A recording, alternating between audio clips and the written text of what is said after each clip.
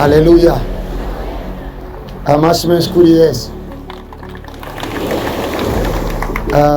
Yesu yagiye ahantu hari intumwa, hama ashitse aho bari kubera ubwinshi bw'abantu avuga ngo musimikire ubwato mu mazi gato. Intumwa zirakora icyo gikorwa. Yesu atangura kwigisha abantu. Kuri bamwe mutabizi, ikiyaga gifite amabanga menshi cyane.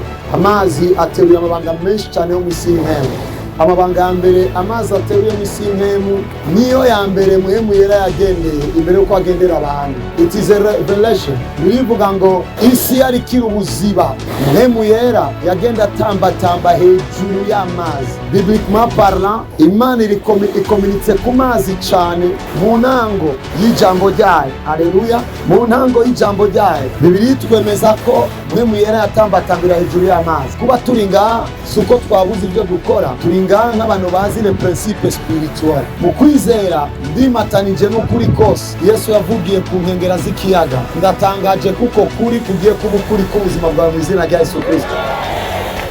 Ishengero ryacu ni ishengero ry'ubuvugishwa. Ntitubaho kugira ngo badutahure, tubaho kugira ngo ijuru rikore. Kuba turi hano ndatangaje mu izina rya Yesu Kristo. Yesu yajabutse ikiyaga, atigeze abura inzira no mu kiyaga. N'igihe azoboneka ikintu umeze nk'ikiyaga imbere yawe, inzira uzoyibona cyangwa uzogica hejuru mu izina rya Yesu Kristo.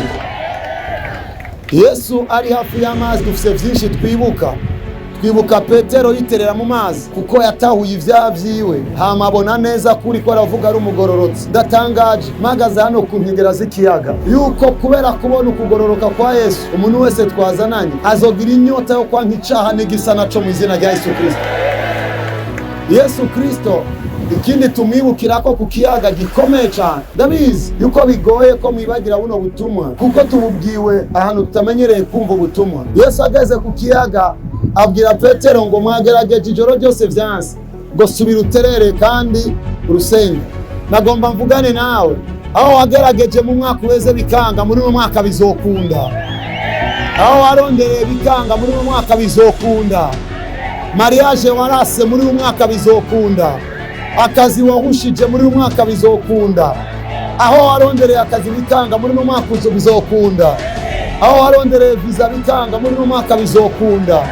Amasengesho wasenze umengo ni wumviwe, muri uno mwaka bizokunda. Ndinda ku nkengera z'ikiyaga ndatangaje nk'umuvugishwa yuko wewe ibyaha bizomatanya n'ukuri Yesu yaje gukora kuvuga mu izina rya Yesu. Tugomba tuko turabatanganyika tuvuge rimwe kabiri gatatu tuvuga ngo umwaka wo kwinjira.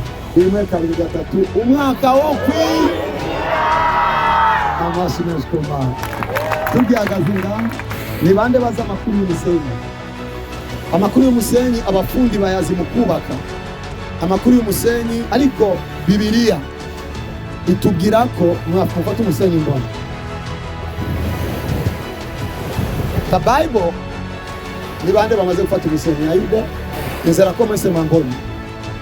Bibiliya ivuga ko Imana mu bumana bwayo yari iweje ibintu biri kwisi. Yari kwibona ivyatsi, yari kwibona inyoni, yari kwibona ibintu bitandukanye. Niyigeze ibwira Abraham yuko azogira abuzukuru nk'inyoni kuko yarazi ko inyoni zipfa.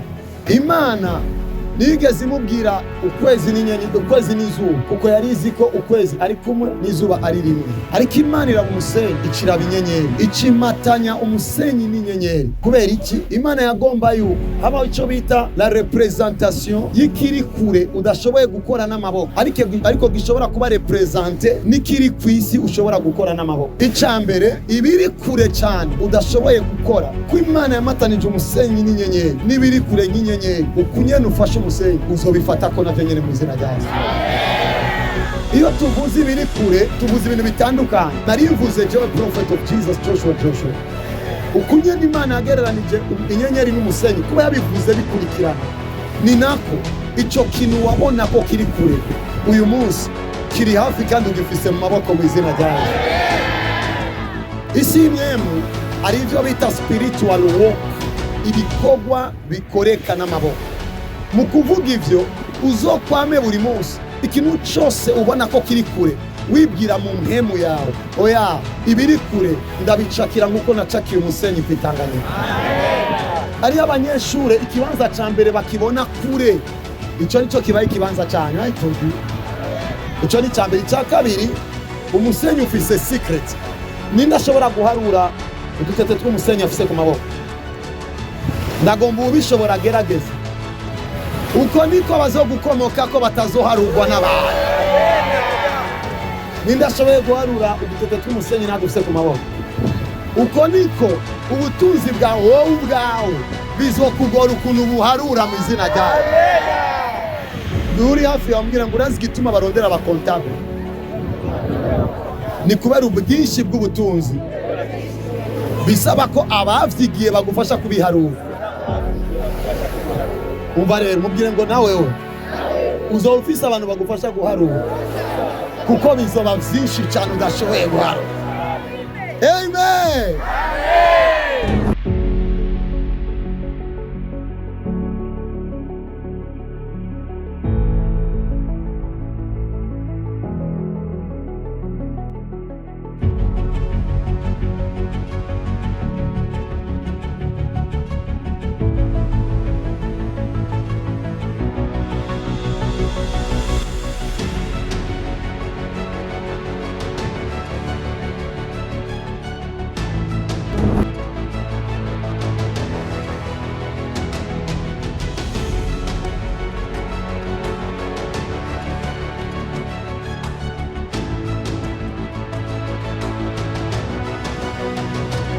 Mais les gens que tu touches maintenant, les gens que tu prends les mains maintenant, ont autre promesse. Je déclare.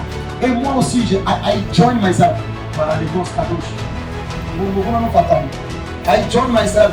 Moi aussi, je m'attache à ces promesses-là. Nanje na bakozeko. Ninaheza kuvuga. Nindukeko.